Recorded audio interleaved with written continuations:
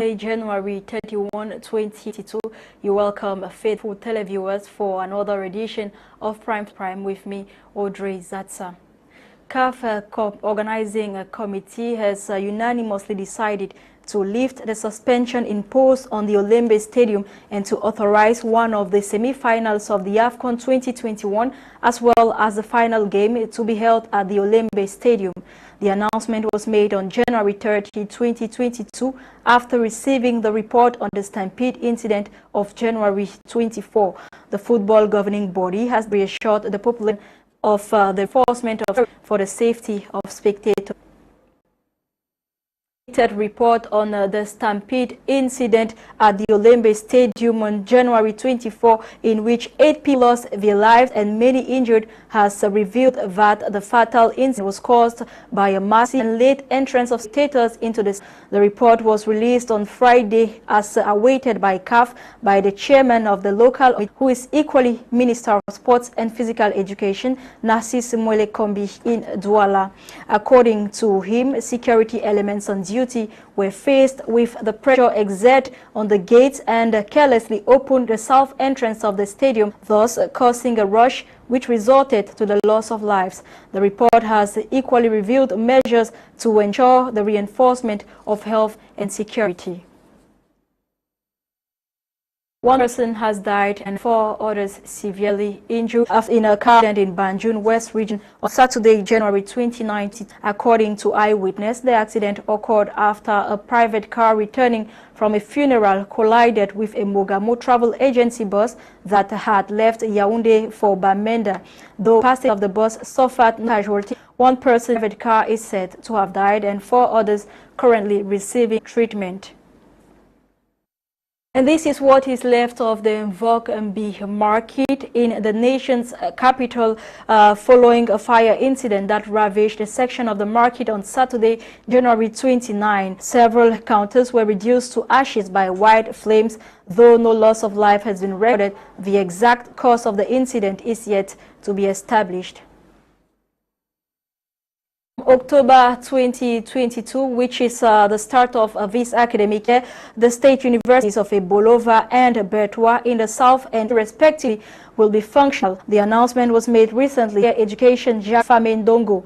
It was during the first cabinet meeting of the year chaired by the Prime Minister and Head of Government, Joseph John Gute. As for the University of Garoua, according to Minister Famendo, the institution will be operational start of the academic year in October 2023 to 2024. A presidential decree for the creation of these 3 state universities was signed by President Paul Biya after his announcement in his traditional end-of-year speech on December 31, 2021.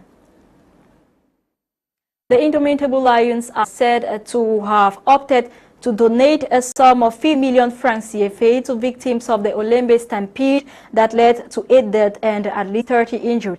Reports say the financial assistance is from the match bonuses and the qualification package for AFCON promised them by Fecafoot President Milto should for the semi-finals. And the Indomitable Lions will face Egypt at the semi-finals of the ongoing AFCON 2021 on February 3, 2022 at exactly 8 the Olembe Stadium. The fixture comes following Cameroon's win over Gambia 2-1 on Saturday's quarterfinals. Goals by Carl Toko Ekambi at the Japoma Stadium, and the Egyptians win over Morocco 2-1 with goals scored by Mohamed Salah and Trezeguet. Sofiane Boufal scored early penalty for Morocco, who took a lead, but the Egyptians retaliated in extra time, making their way to the semi-finals. Meanwhile, Wamba Gaston was arrested in Kano on December 10 alongside the victims, illegally processing entry documents for the trafficked persons to travel to Algeria and Europe through Nigeria and Niger Republic without having a resident permit. The convict pleaded guilty to the two-count charge leveled against him. 51 militia members have been sentenced to death in the Democratic Republic of Congo for their involvement in the murder of the 2 UN experts. The Kanaga Military Court in Central Kasai gave its verdict on Saturday, January 29, 2022, in the trial which started in 2017. U.S. citizen Michael Sharp and Zaida Catalan, a Swedish Chilean, were abducted and killed in the Kasai region in 2017. They were investigating alleged mass graves linked to a bloody conflict that had flared between the government and a local group after being hired to do so by the United Nations. Their interpreter, Betu Chitela, was equally killed. The bodies were found 16 days after being kidnapped. Catalan Zaida had been beheaded.